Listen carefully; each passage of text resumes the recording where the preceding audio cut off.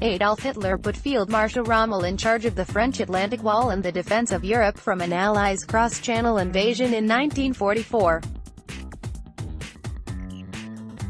Rommel arrived, looked over the situation, and immediately ordered a tremendous upgrading of the fortifications on all of the English Channel beaches.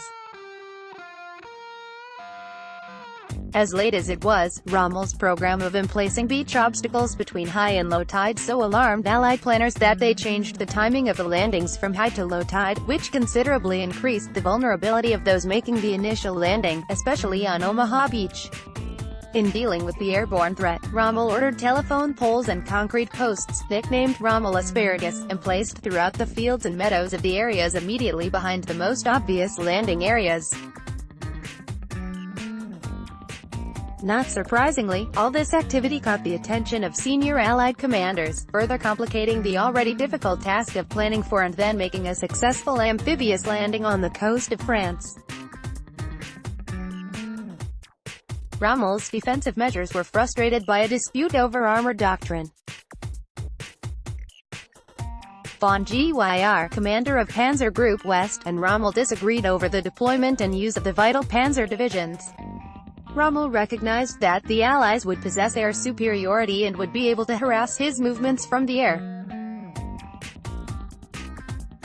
He therefore proposed that the armored formations be deployed close to the invasion beaches. In his words, it was better to have one panzer division facing the invaders on the first day, than 3 panzer divisions 3 days later when the Allies would already have established a firm beachhead.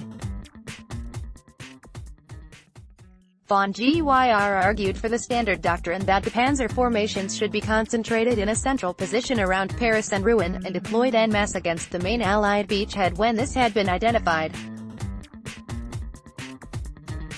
The argument was eventually brought before Hitler for arbitration. He characteristically imposed an unworkable compromise solution.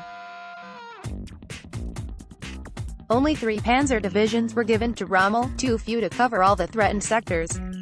The remainder, nominally under von Gyr's control, were actually designated as being in OKW Reserve. Only 3 of these were deployed close enough to intervene immediately against any invasion of northern France, the other 4 were dispersed in southern France and the Netherlands. Hitler reserved to himself the authority to move the divisions in OKW Reserve, or commit them to action. On the 6th of June many Panzer Division commanders were unable to move because Hitler had not given the necessary authorization, and his staff refused to wake him upon news of the invasion.